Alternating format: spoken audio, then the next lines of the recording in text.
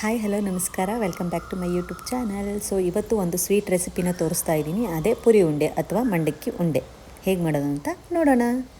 ಮೊದಲನೇದಾಗಿ ನಾವಿಲ್ಲಿ ಬೆಲ್ಲದ ಪಾಕ ಮಾಡ್ಕೋಬೇಕು. ಸೊ ಹಾಗಾಗಿ ಒಂದು ಪಾತ್ರೆಗೆ ಬೆಲ್ಲ ಹಾಕಿ ಅದಕ್ಕೆ ಸ್ವಲ್ಪ ನೀರು ಹಾಕಿ ಬೆಲ್ಲದ ಪಾಕ ಮಾಡೋಕ್ಕೆ ಇಟ್ಕೊಂಡಿದ್ದೀವಿ. ಸೊ ಇದು ಹಬ್ಬಕ್ಕೆ ಅಂತ ನಮ್ಮ ಅತ್ತೆ ಮಾಡಿರೋಂಥ ರೆಸಿಪಿ. ಸೊ ನಿಮ್ಮ ಜೊತೆ ಎಲ್ಲ ಶೇರ್ ಮಾಡ್ಕೊಳ್ತಾ ಇದ್ದೀನಿ. ನಿಮಗೆಲ್ಲ ಇದು ರೆಸಿಪಿ ಇಷ್ಟ ಆಗುತ್ತೆ ಅಂತ ಅಂದ್ಕೊಂಡಿದ್ದೀನಿ. ಇಷ್ಟ ಆದರೆ ನನ್ನ ಚಾನಲ್ನ ಸಬ್ಸ್ಕ್ರೈಬ್ ಮಾಡಿ, ಈ ವಿಡಿಯೋನ ಲೈಕ್ ಮಾಡಿ. ಈಗ ಹಬ್ಬ ಸೀಸನ್ ಆಗಿರೋದ್ರಿಂದ ಎಲ್ಲರೂ ಸ್ವೀಟ್ ರೆಸಿಪೀಸ್ ಮಾಡ್ತಾನೆ ಇರ್ತೀರ. ಸೊ ಇದನ್ನು ಟ್ರೈ ಮಾಡಿ ಹೇಗಿತ್ತು ಅಂತ ನನಗೆ ಕಮೆಂಟ್ ಮಾಡಿ ತಿಳಿಸಿ, ಓಕೆನಾ. ಆ ಬೆಲ್ಲ ಎಲ್ಲ ಕರಗೋವರೆಗೂ ನಾವು ನೀಟಾಗಿ ಇದನ್ನು ಮೆಲ್ಟ್ ಮಾಡ್ಕೋಬೇಕು. ನೋಡಿ, ಈ ಥರ ನಾನು ದಾವಣಗೆರೆ ಮಂಡಕ್ಕಿ ತೊಗೊಂಡಿದ್ದೀನಿ. ನೀವು ಮೈಸೂರು ಮಂಡಕ್ಕಿ ಗಟ್ಟಿ ಬರುತ್ತಲ್ಲ, ಅದನ್ನು ಕೂಡ ನೀವು ಯೂಸ್ ಮಾಡ್ಕೋಬೋದು. ನಿಮ್ಗೆ ಯಾವ್ದು ಇಷ್ಟನೋ ಅದ್ರಲ್ಲಿ ಮಾಡ್ಕೋಬೋದು. ಇದು ಕಟ್ಟಿದ ತಕ್ಷಣ ಆದಷ್ಟು ಬೇಗನೆ ಬಾಕ್ಸಲ್ಲಿ ಹಾಕಿಟ್ಕೊಳ್ಳಿ, ಇಲ್ಲಾಂದರೆ ಇದು ಮೆತ್ತಗಾಗೋ ಚಾನ್ಸಸ್ ಇರುತ್ತೆ.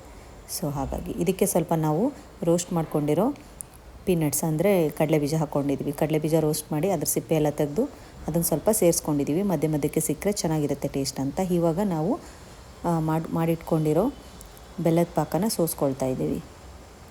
ಸೋಸ್ಕೊಂಡು ಇದಕ್ಕೆ ಡೈರೆಕ್ಟಾಗಿ ಹಾಕ್ಕೊಂಡು ಉಂಡೆ ಕಟ್ಟೋದು.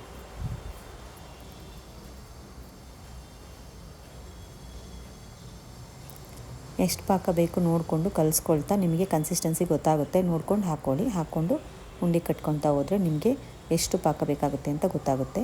ನೋಡಿ, ಈ ಥರ ಉಂಡೆ ಕಟ್ಟಬೇಕು. ಕಟ್ಟುವಾಗ ನೀವು ಜಾಸ್ತಿ ಪ್ರೆಷರ್ ಹಾಕೋ ಅವಶ್ಯಕತೆ ಇಲ್ಲ. ಇದು ಮಂಡಕ್ಕಿ ಅಲ್ವಾ, ಸೊ ಹಾಗಾಗಿ ಮುರಿದೋಗೋ ಚಾನ್ಸಸ್ ಇರುತ್ತೆ. ಸೊ ಹಾಗಾಗಿ ತುಂಬ ಸ್ಲೋ ಆಗಿ ಹಗುರವಾಗಿ ಕಟ್ಟಿ, ಆಯಿತಾ.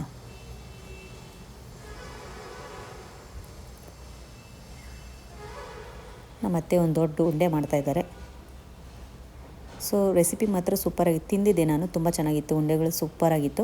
ಸೊ ನೀವು ಎಲ್ಲರೂ ಟ್ರೈ ಮಾಡಿ ಹೇಗಿತ್ತು ಅಂತ ನನಗೆ ಹೇಳೋದನ್ನು ಮರಿಬೇಡಿ.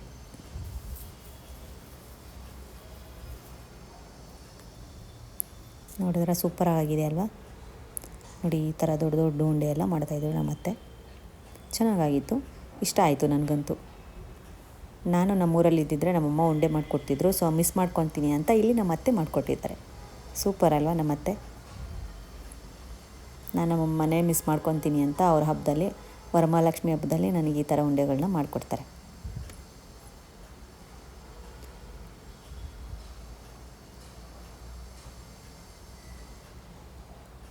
ಈ ಸತಿ ನಮ್ಮ ಹಬ್ಬ ಅಂತೂ ತುಂಬ ಗ್ರ್ಯಾಂಡಾಗಿತ್ತು. ಸೊ ನೀವು ಹೇಗೆ ಹಬ್ಬ ಮಾಡಿದ್ರಿ ಅಂತ ನನಗೆ ಹೇಳಿ, ಆಯಿತಾ. ಕಮೆಂಟ್ ಮಾಡಿ ತಿಳಿಸಿ.